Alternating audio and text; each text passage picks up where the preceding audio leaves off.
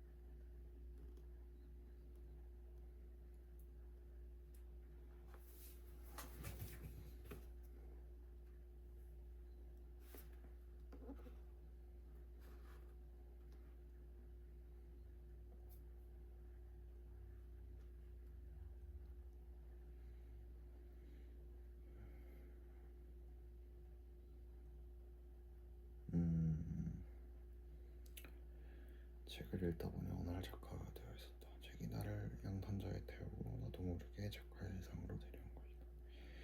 돈의 세상도 마찬가지다. 돈을 줬지 말라고 하는 원리가 바로 이 말이다. 돈을 벌려고 하지 말고 책과 경험을 통해 뇌에게 좋은 기억을 쌓아주면 돈은 저절로 벌린다. 돈을 줬지 않고 돈이 나를 따라오게 하는 선순환의 구조를 만든 사람들은 모두 독서를 통해서 이 구조를 만든 사람들이다. 당신의 뇌를 믿어라. IQ 수치는 상관없다. 지능의 문제가 아니라 간절함의 문제다. 간절한 마음으로 책을 읽으면 된다. 간절함은 좋은 기억이다. 간절함을 가지고 책을 읽을 때 우리 뇌는 미래를, 특히 돈의 흐름을 예측할 수 있는 능력을 가진다. 믿어라. 그리고 읽어라.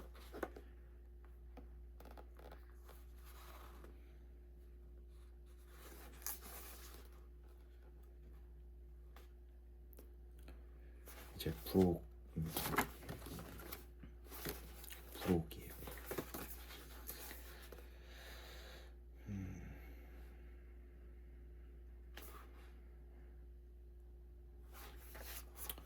기본편, 그야말로 부자가 될 수 있는 가장 기본이 되는 언어다. 기본편에 나오는 언어를 실생활에서 자주 섞어 사용할 수 있어야 한다. 떡볶이, 아메리카노처럼 생각 없이도 입에서 자연스럽게 흘러나오는 언어가 될 수 있도록 꾸준하게 공부해야 한다. 돈을 지켜주고 불려주는 기본이 되는 언어. 기준금리와 가산금리. 부자들의 언어 중 가장 먼저 알아야 할 것이 기준금리다. 모든 돈의 기준이 되기 때문이다. 기준금리란 기준이 되는 금리란 얘기인데, 그렇다면 금리란 무엇인가? 사전을 찾아보면 빌려준 돈이나 예금 따위에 붙는 이자 또는 그 비율이라고 나온다. 그렇다면 기준금리는 돈을 빌리거나 빌려줄 때 돈에 따라다니는 이자라고 생각하면 된다. 일단 기준금리가 높으면 이자를 많이 내야 하니까 돈을 빌릴 사람이 줄어들고, 세상에 나와서 돌아다니는 돈도 줄어들고, 돈이 줄어들면 물건도 사지 않으니까 물건 가격이 내려간다. 부동산 가격도 마찬가지로 내려간다. 주식시장의 주가도 내려간다. 반대로 기준금리가 낮으면 이자가 싸니까 돈을 많이 빌릴 수 있고, 세상에 나와서 돌아다니는 돈이 많아지고 물건을 사려는 사람이 많아지면서 가격이 올라간다. 이런 상태를 인플레이션이라 한다. 인플레이션은 팽창의 뜻이 있다. 돈이 팽창되면 물가가 상승한다. 이렇게 기준금리의 변화에 따라 물건 가격이 올라가고 내려간다. 기본적으로 기준금리를 통해 국내 물가를 조정하는 역할을 한다. 기준금리의 두 번째 역할은 외국과의 경제 상황을 조정하는 것이다.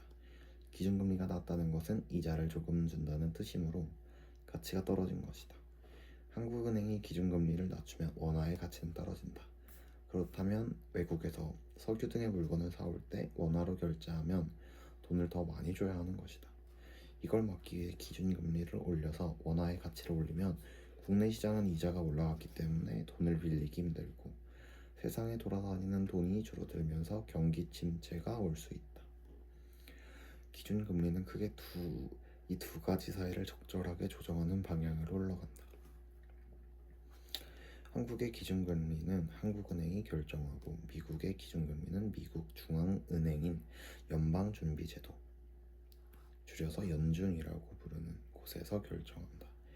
그러므로 부자들의 언어를 알기 위해서 미국 중앙은행과 한국은행의 기준금리를 잘 볼 수 있어야 한다. 이 전 세계의 중앙은행들은 미국 중앙은행의 기준금리를 따라갈 수밖에 없다. 그래서 늘 미국 중앙은행을 주목하는 것이다. 일단 미국 중앙은행의 기준금리 변화에 따라 한국은행은 국내 물가 안정과 해외 경제 상황에서 우리나라에 최대한 유리하도록 기준금리를 조정한다. 이런 큰 그림을 볼 수 있어야 부동산과 가격, 주식 가격 등이 어떻게 변해갈지도 예측할 수 있다. 가산금리는 나에게 부과되는 추가금리다. 내 신용도에 따라 이자를 덜 낼 수도 있다는 말이다. 가산금리의 가자는 추가의 가자와 한자가 같다. 원가 더한다는 뜻이다. 나의 신용도나 대출기간 등에 따라 가산금리가 달라진다. 신용도가 높으면 가산금리는 낮고, 신용도가 낮으면 가산금리는 높다. 은행이 돈을 빌려줄 때 위험성이 크면 이자를 더 받는 것이다. 우리는 기준금리보다 가산금리를 더 무서워해야 한다. 내 신용도를 높여서 가산금리가 낮아지도록 만들고, 가산금리를 꼼꼼히 따져볼 수 있어야 한다. 단, 은행에서 돈을 빌릴 때만 가산금리가 적용된다. 예금할 때는 적용되지 않는다. 내가 신용이 높다고 예금할 때 이자를 더 주지는 않는다는 말이다. 뭔가 손해보는 느낌이지만 구조가 그렇다. 그렇군. 고정금리, 변동금리.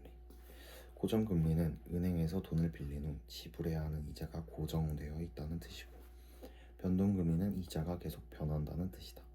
그럼 뭐가 좋을까? 그때그때 다르다. 그러므로 세상의 흐름을 읽을 수 있어야 한다. 코로나19로 사람들의 생활이 힘들 때 각국의 중앙은행은 세상에 돈을 풀어주기 위해 금리를 내렸다. 그리고 코로나가 끝나자 돈을 다시 걷어들이기 위해 금리를 올렸다.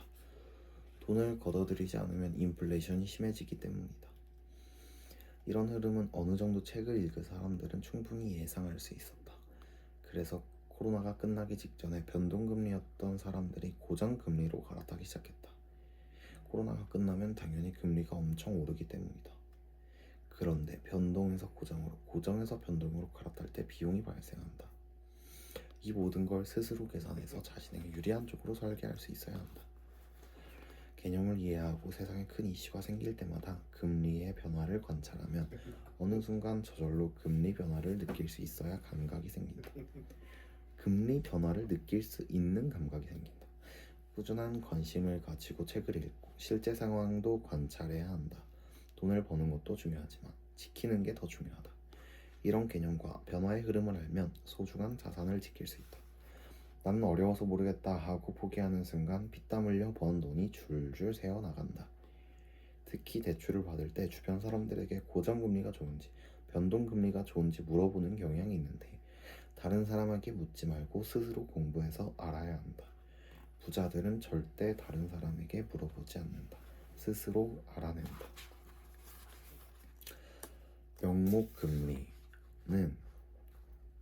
명목금리, 실질금리. 명목금리는 은행에 가면 이자를 얼마 줄게요 라고 써 붙여놓은 그 금리를 말한다. 우리가 명목금리를 공부하는 이유는 실질금리를 알기 위해서다. 실제 내 통장에 들어오는 돈을 알아야 할 것이 아닌가. 그렇다면 실질금리는 무엇인가? 명목금리, 물가상승률은 실질금리.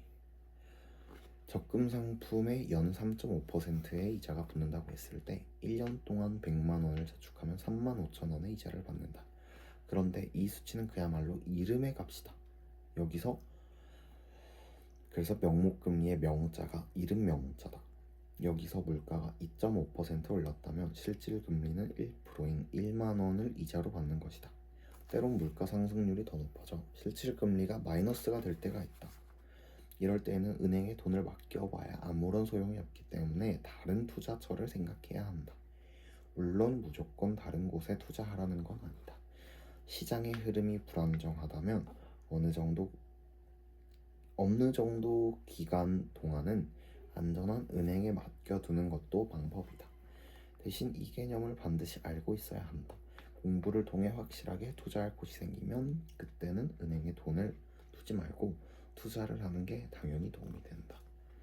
은행에 있는 내 돈의 가치가 어떻게 변하고 있는지 느낄 수 있고 상황에 따라 투자할 수 있는 감각을 키워야 한다. 물가 상승률이 계속 올라가면 은행에 있는 내 화폐의 가치는 계속 떨어지는 것이다. 그래서 사람들은 이럴 때 실물인 금에 투자한다. 화폐의 가치와 실물의 가치를 볼 수 있는 눈을 키우자. 누구나 할 수 있다. 겁먹지 마라. 지금부터 용어 공부하고 이해하면 돈이 흘러가는 소리를 들을 수 있다. 4번은 명목임금과 실질임금.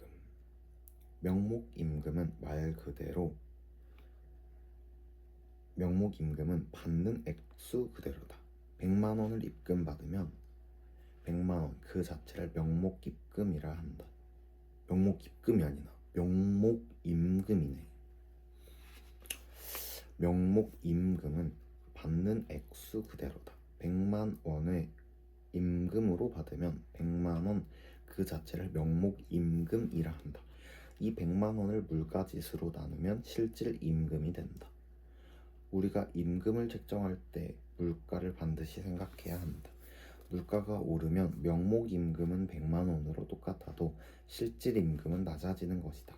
예를 들면 미국 아마존은 2021년 시급을 18달러로 높게 책정하면서 명목임금 상승률을 4.8%로 올렸지만 소비자 물가지수가 5.4%로 상승하면서 서민들이 느끼는 생활은 더 팍팍해졌다.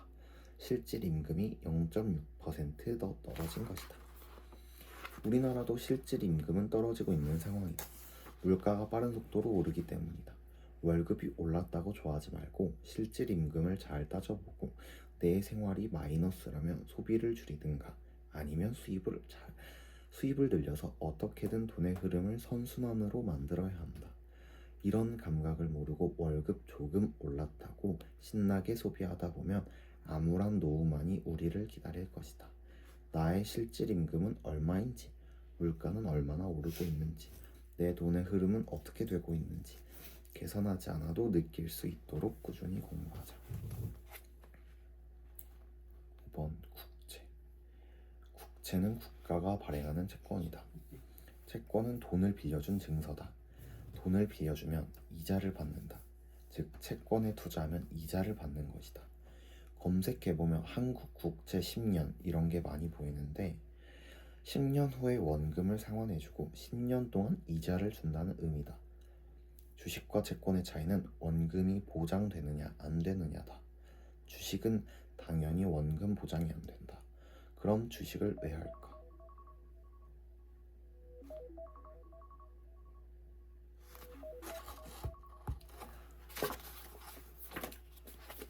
여기까지만 읽을게요.